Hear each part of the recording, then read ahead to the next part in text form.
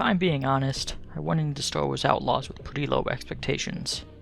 The reviews weren't exactly glowing, and I wasn't sure which of the positive impressions of it I could trust, but I was pleasantly surprised by my time with it, and I think you might be too, if you give it a shot. It's a very familiar sort of game at its core, for better or worse. It's an open-world Ubisoft game where you can choose to approach encounters stealthily or noisily, and a lot of the hallmarks of their other games are present here. You have a creature you can use to ping the environment to temporarily see enemies through walls. You have a number of outposts placed throughout the map where enemies congregate, and you have a GTA-style wanted level. On paper, it's very easy to look at this game and just see another one of those. The thing is, I feel I need to defend this game because it got caught up in some culture war nonsense that no game ever really deserves to be swept up in. Maybe it's just the contrarian in me, but when I see huge swaths of the internet rallying against a thing for a dumb reason, there's a part of me that wants to see it for myself and form my own opinion on it. And in the case of this game, I'm glad I did. Now, the game's not perfect, far from it, and a large part of that is due to the things I've already mentioned. It's a grab bag of mechanics you've no doubt seen before. The moment-to-moment gameplay may not seem all that noteworthy on a first look, and the stealth mechanics are pretty rudimentary, sure, but I found going in guns blazing to most encounters was almost always a lot of fun. Blasters are firing everywhere, but enemies are only sort of accurate, and in practice, dodging stormtroopers' blaster bolts looks and sounds like, well, Star Wars.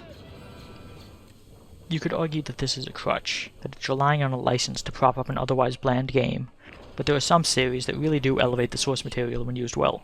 Star Wars is such a gargantuan thing at this point, and a big reason the game works as well as it does for me is because of the brand attached to it. I enjoy Star Wars, and this is some good Star Wars. Perhaps the most interesting thing about this game to me was its narrative, and specifically its characters. There's a decent number of supporting characters, but unfortunately most of them are pretty one-note. No, I'm talking about the lead character Kay Vess and her partner, a droid named ND5. Kay herself is a somewhat interesting character, and I'll get to her later, but for now I want to focus on ND. There are certain quirks to the Star Wars universe that this game runs with, and elements of its history that are in full display here, that I found fascinating. Droids in Star Wars typically occupy a weird middle ground between comic relief, props, and something akin to pets, but ND5 is maybe the closest I've seen to a droid feeling like a fully fleshed out character with his own motivations and internality. You might want to ditch the trench coat. No.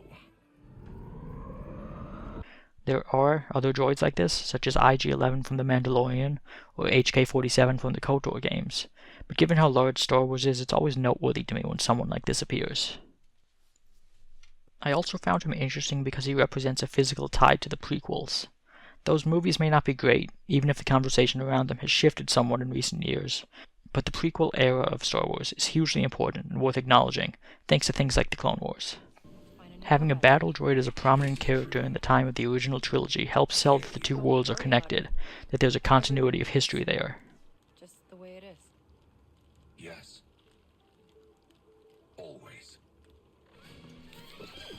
Switching gears to Kay Vess, she, too, is a somewhat interesting character, though maybe less so than her droid companion.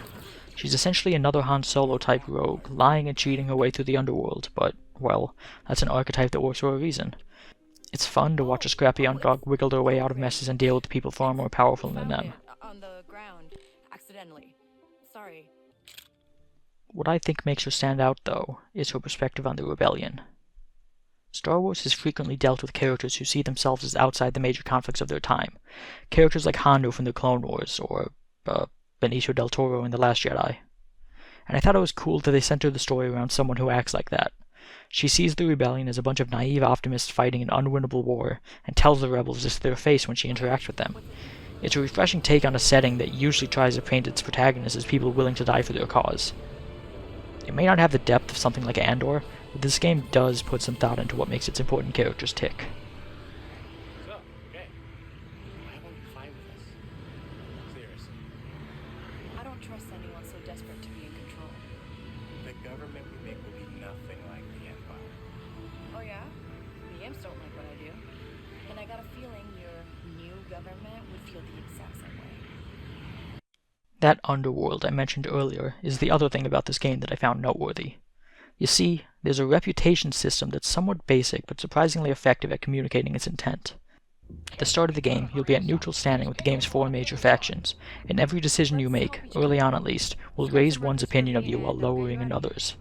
Later on, you'll be able to pretty easily raise your standing with any given faction if you're willing to grind side missions for it, but before the endgame, you're constantly in this push and pull where some parts of the map will be hostile to you while others will be friendly.